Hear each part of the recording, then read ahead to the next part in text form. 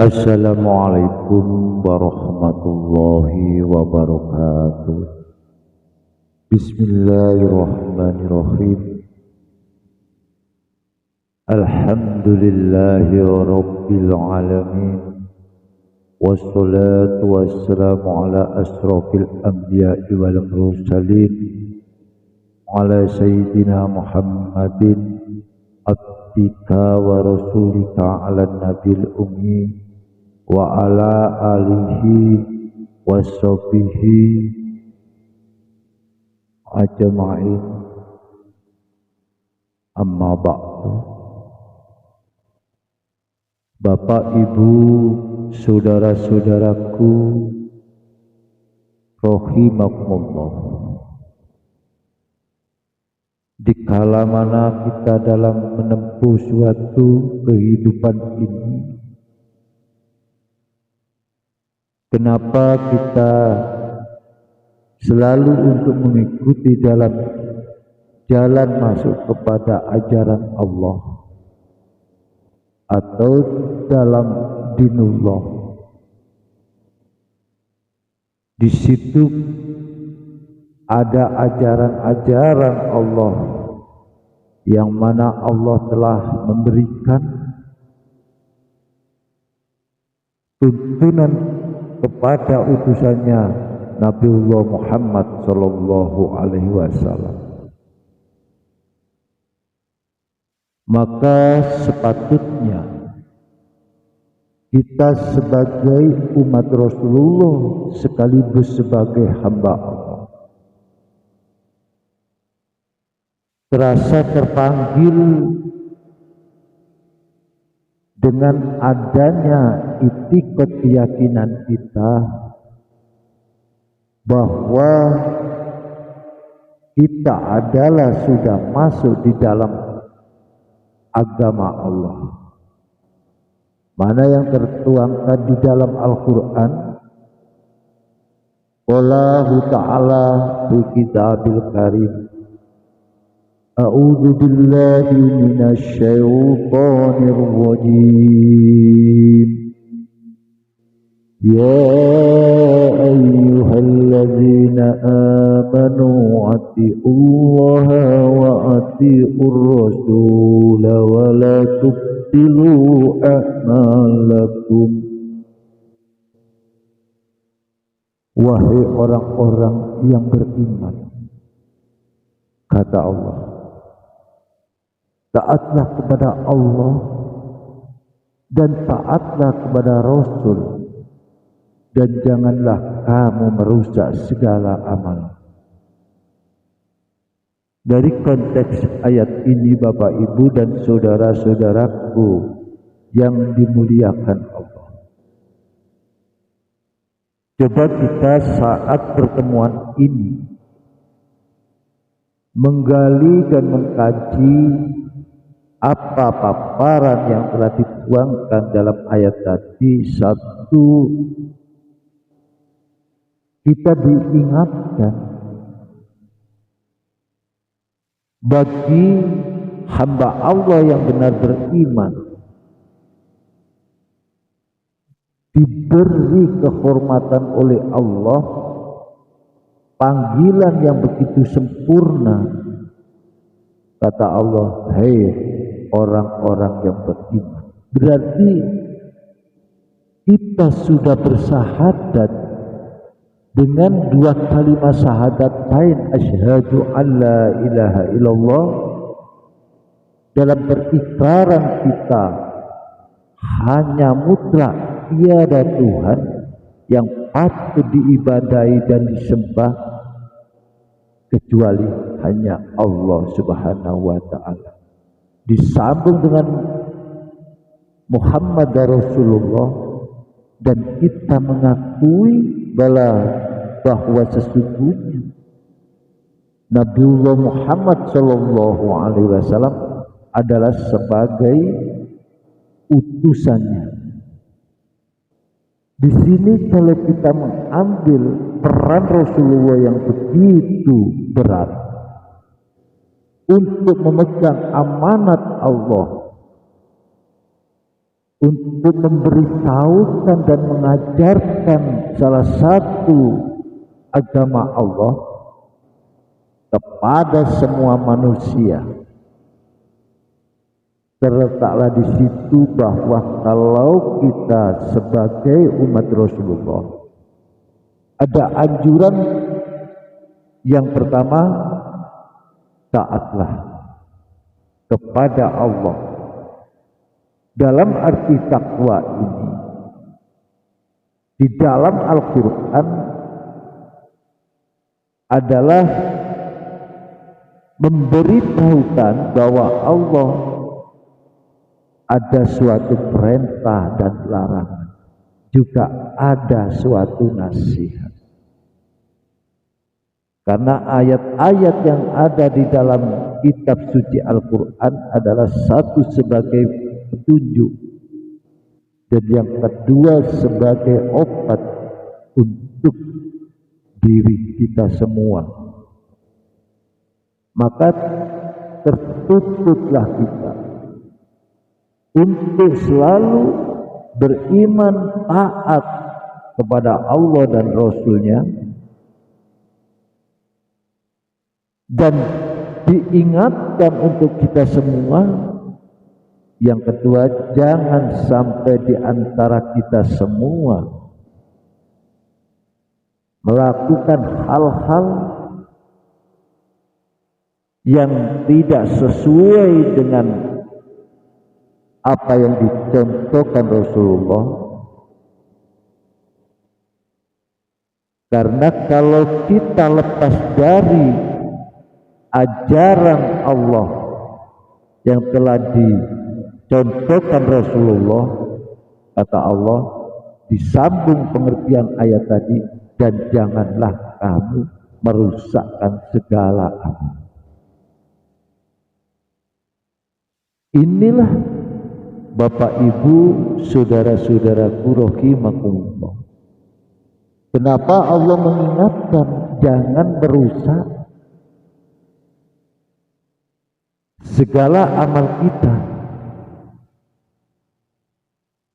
Jadi kalau kita sudah benar dianggap oleh pandangan Allah, kita dipanggil sebagai hamba Allah yang beriman, maka sepatut kita harus taat kepadanya dan selalu ittiba kepada Rasulnya. Disitulah Bapak Ibu betapa Allah memberikan penghormatan kepada kita semua dengan sebutan orang-orang yang beriman. Jadi kepercayaan diri kita, keyakinan diri kita kepada Allah, kalau kita sudah memahami makrifat kepada Allah dan selalu kita mendekatkan diri bertakarub kepada Allah dengan jalan kita selalu meriadoi dan mujahadah, di situ tertanam salah satu thariqah atau jalan yang menjadikan kebahagiaan lahir dan batin kita menuju kepada Allah Subhanahu wa ta'ala dalam arti penghambaan diri. Kalau kita sudah iman, sudah percaya kepada Allah dan apa yang disampaikan Rasulullah, kita harus benar-benar menyatakan di dalam siklus fatwa kehidupan kita, kinerjanya kita, bagaimana sesuaikah atau sebaliknya kita melanggar dari aturan-aturan itu.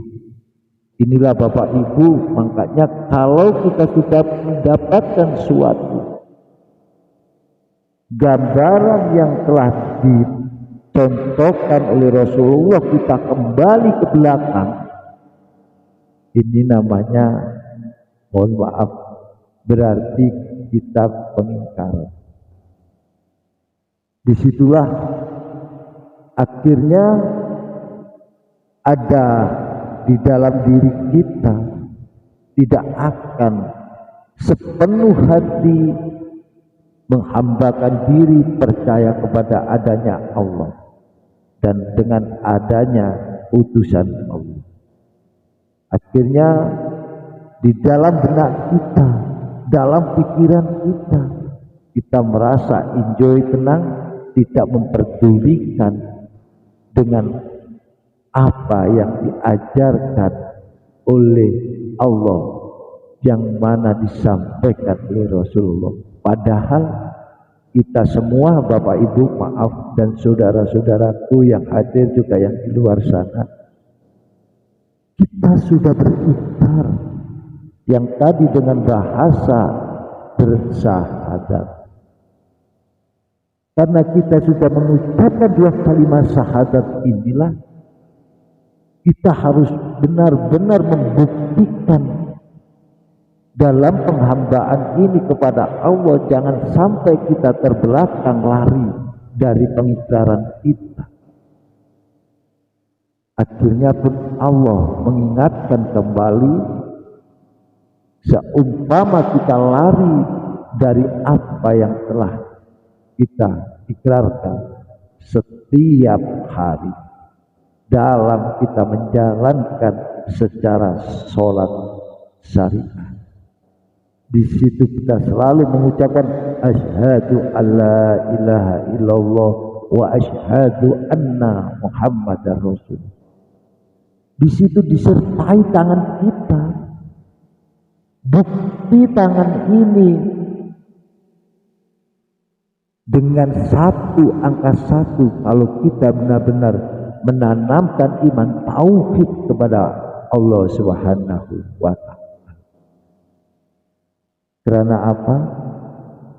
Di dalam perjalanannya kita umpama melakukan segala sholat syariah, telah dipaparkan juga adalah sholat itu dalam artian mi'rajnya orang yang beriman. Makanya Allah panggil, hei orang-orang yang beriman, di situ. Ya, di dalam melakukan kita sholat secara musyariat ini harus kita lakukan dengan kesabaran. Karena apa? Pada hakikatnya orang yang mau menjalankan tuntunan Rasulullah dalam menjalankan sholat syariat itu pasti dia dalam keadaan sabar.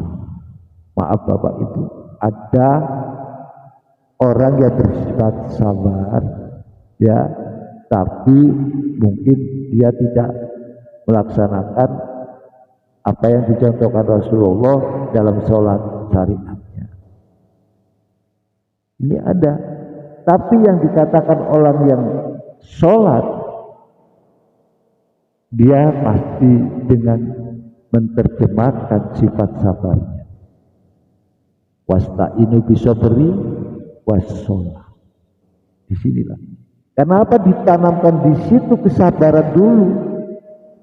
Yang kedua baru kita melaksanakan sholat. Karena bila mana kita hanya sabar, yang kita sering jumpai, kita mungkin di luar sana, kita bertemu, kita melihat banyak orang mengatakan yang penting sabar nak. Nah ini orang banyak menanamkan sifat kesabaran, tapi seandainya kesabaran itu dia gunakan dengan baik, disambung ayat tadi adalah wasta'inu bisabri, jadikanlah sabar itu sebagai penolongmu untuk menerapkan dalam konteks ibadah kepada Allah dalam arti sholat syariah. Dan ini tidak bisa kita orang Islam meninggalkan. Ya maaf Bapak Ibu, mungkin dari luar sana banyak yang lebih mengerti, lebih memahami. Kalau kita merasa maaf sekali lagi maaf, kalau kita orang Islam, ayolah kita tegakkan, karena Rasulullah mengatakan, berfatwa bahwa sholat itu mi'raj. Berarti mi'raj ini adalah pendakian di antara hamba dengan Allah. Jadi disitulah letaknya. Kalau dari Syekh Al-Qadir Al-Jilani mengatakan, di situ letak dialog kita kepada Allah. Bagaimana kita kalau tidak melakukan hal seperti itu? Mungkinkah kita bisa menyebut Rabb kita Allah? Padahal kalimat Allah yang membawa adalah Rasulullah.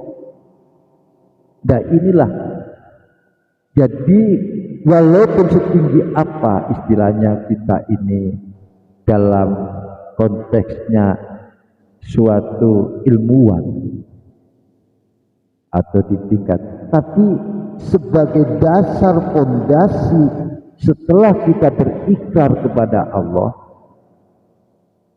dalam bertauhid, menanamkan iman tauhid di dalam hati kita, di situ kita pasti akan menerjemahkan apa yang di dalam sholat. Karena sholat itu adalah mi'rajnya hamba Allah selalu bertemu dengannya. Di sini banyak sekali di antara hamba-hamba Allah meremehkan dari sholat syariat. Padahal Rasulullah tingkatan makrifatnya itu sangat tinggi. Ilmu hakikatnya dia lebih paham tentang Allah daripada kita. Karena dia yang menerima wahyu. Kalau kita tidak menerima wahyu, cuma ilham aja. Ya. Lain berat wahyu. Kalau wahyu akhirnya dia sampaikan dengan perjuangan, dengan jihad fisabilillah untuk mengangkat manusia yang pada dasarnya adalah kejahilian, kebodohan, diangkat oleh Rasulullah akan mengerti tentang Rabb, yaitu Allah Subhanahu wa ta'ala. Makanya kalau kita sering, kadangkala dulu yang pernah saya sampaikan, apa sih oleh-olehnya Rasulullah itu mi'raj, diangkat oleh Allah dalam Isra Mi'raj? Kan oleh-olehnya itu sholat, ya sholat syariat ini.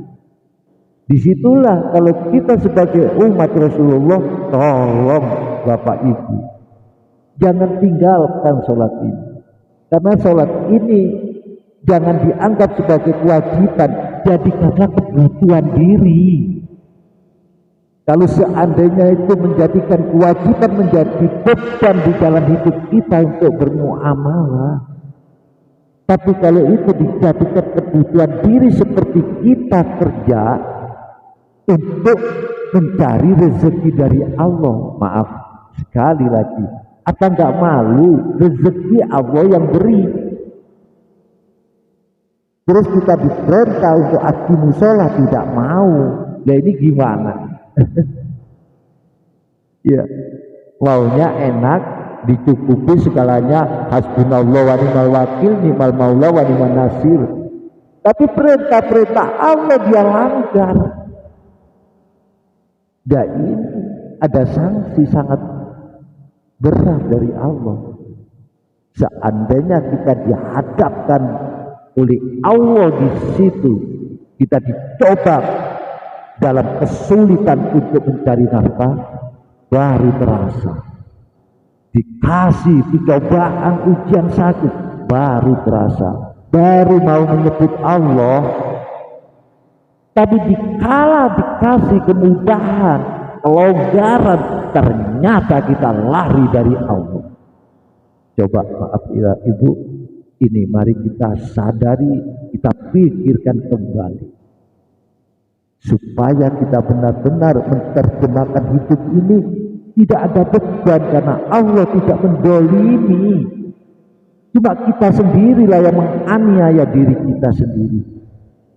Disitulah Allah tuangkan juga di dalam kalamnya, di Al-Quranul Karim telah tertuangkan, innal ladzina irtaddu ala adbarihim min ba'di ma tabayyana lahumul huda syaitanu sawwala lahum wa amla lahum. Dijelaskan juga, sesungguhnya orang-orang yang berbalik di dalam kekufurannya, pengingkarannya atas dia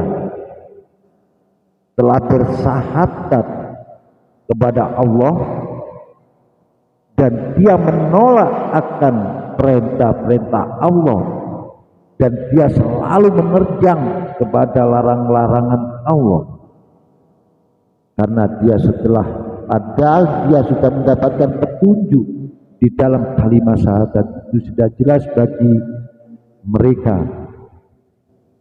Kenapa kita selalu kena rayuan setan dan memanjangkan akan suatu angan-angan? Disinilah kalau kita kaji, sesungguhnya orang-orang yang berbalik dari keingkaran atau kekufuran setelah mendapat petunjuk itu jelas bagi mereka, setanlah yang merayu mereka dan memanjangkan angan-angan mereka. Akhirnya apa? Kita lupa, kita lupa tanggung jawab kita. Kita diciptakan oleh Allah untuk intinya adalah menerjemahkan pengabdian kepada Allah sesuai perintah-perintah Allah. Maaf Bapak Ibu, saudara-saudaraku sekalian yang dimuliakan Allah. Kenapa wali-wali Allah tidak merasa kesedihan dan kekhawatiran? Karena dia selalu mengikuti ittiba wastabi'uni kepada Rasulullah. Tidak ada wali-wali Allah itu yang meninggalkan akan ajaran-ajaran Allah. Semuanya adalah mengikuti ajaran yang disampaikan, yang dicontohkan oleh Rasulullah. Jadi kita sadar dan menyadari betapa pentingnya di dalam kita ingin menerjemahkan sebagai umat Rasulullah, kita harus mengikuti jalan. Karena syafaat adalah satu, Allah yang memberi, tapi dikuasakan kepada baginda Rasulullah Muhammad SAW. Bagaimana kita akan mendapatkan syafaat maunah dari Rasulullah nanti di akhir di pengadilan Allah, bila kita sudah kembali turja'un kepadanya? Kalau di saat ini kita diberikan kesempatan masih jauh dan tidak mau dan ingkar akan ajaran-ajaran Allah yang dicontohkan Rasulullah, kita akhirnya lupa, akhirnya kita meninggalkan. Kembalilah kita terdorong di dalam diri kita, nafsu-nafsu yang ada di diri kita itu dihinggapi, didiami oleh syaitan-syaitan yang selalu membisikkan di dalam qalbi kita, di dalam alam pikiran kita untuk menjauh kepada Allah dan ajaran Rasulullah. Di situ akhirnya kita terjerumus hanya di dalam dunia ini yang kita lihat hanya kemegahan. Akhirnya apa? Disinggung oleh Allah. Allah akhirnya menyinggung karena dengan orang-orang yang melarikan menjauh dari ajaran-ajaran Allah dan Rasulullah, di situ akhirnya manusia itu terbelenggu dengan syahwat dunia. Di sinilah Bu, kata ada hadis Allah, pangkalnya, kehancurannya kalau kita lari kepada selain Allah. Di situ diterangkan, disinggung oleh Allah, innamal hayatud dunya laibun walahu, sesungguhnya kehidupan dunia itu hanyalah permainan dan senda gurau. Disinilah jadi hidup ini, bagaimana kita bisa bahagia zahir dan batin, kalau Allah sendiri sudah mengatakan bahwa dunia ini atau kehidupan dunia ini hanyalah suatu permainan dan senda gurau, bermain-main. Dan kita sebagai aktornya, masa di sini kita harus sadar. Karena apa? Kalau kita terjerumus di dalam permainan itu sendiri, akhirnya kitalah yang sangat rugi. Ingat, maaf Bapak Ibu, kita ibarat hidup di dunia ini hanya sebagai jembatan. Seberapa lamanya yang kita pikirkan hari demi hari hanya yang menjadi kesenangan nafsu kita, tapi kita lupa, tidak memikirkan bahwa maut adalah selalu mengintai kita. Ini jarang sekali terpikirkan. Yang dipikirkan tiap hari adalah kesibukan urusan duniawi. Lupa, dianggap kecil suatu kematian, padahal itu nyata. Kita banyak melihat di keliling kita saudara kita yang dulu pernah sama berjalan, sama bermain, itu pun telah tiada. Juga mungkin di antara nenek dan kakek kita semua sudah banyak sekali contoh di hadapan kita, tapi kita tidak mengkaji, tidak menghayati bahwa kehidupan ini sifatnya hanyalah sementara. Disitulah diingatkan oleh Allah, kalau dunia ini hanya sebagai permainan. Nah, kalau Allah sendiri sudah mengatakan seperti itu, barulah kita masa mengikuti akan permainan itu, sangatlah kita rugi. Karena tujuan Allah menciptakan manusia pada dasarnya untuk mengenal kepadanya. Di situ maka kita harus pandai-pandai Bapak Ibu dan saudara-saudaraku. Kalau kita sudah terjebak di dalam suatu kehidupan problematika keseharian hari, kita tidak bisa menetralisasikan diri kita, maka banyak sekali yang kita lihat depresi, kejiwaan ini bukan karena dia banyak depresinya kepada Allah, tapi depresinya masalah dunia. Di sini banyaknya manusia itu. Maka para wali-wali Allah, para sahabat-sahabat Nabi, para rasul, tidak ada yang depresi. Alim ulama pun tidak ada, karena dia selalu bertakabur, selalu dia berzikir kepada Allah, selalu ingat dan selalu dia tanamkan ketauhidan, iman tauhidnya di dalam hatinya. Tidak ada. Rata-rata yang depresi di dalam kehidupan yang kita jumpai, kita temui adalah masalah bab dunia.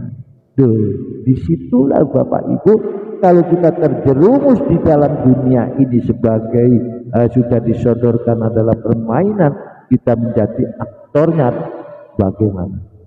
Kita keluarlah sadar dan sadar, kita tidak membuang dunia, tapi jadikanlah dunia ini sebagai ladang kehidupan kita untuk menerjemahkan bahwa kita ingat nantinya kita kembali kepada Allah. Disitulah ada pertanggungan jawab setiap amalia kita secara zahir dan batin. Marilah kita Bapak Ibu sama-sama kembali, sama-sama sadar, janganlah apa yang diperintahkan Allah menjadi beban kita, jadikanlah suatu kebutuhan kita. Demikian Bapak Ibu, ada kurang lebihnya Bageng sampaikan dari Padepokan Budoyo Luhur. Sekiranya kurang berkenan ataupun banyak kata-kata yang kurang pas, mohon maaf yang sebesar-besarnya, karena Bageng sebagai manusia biasa banyak kekurangan, kealfaan dan ketaifan.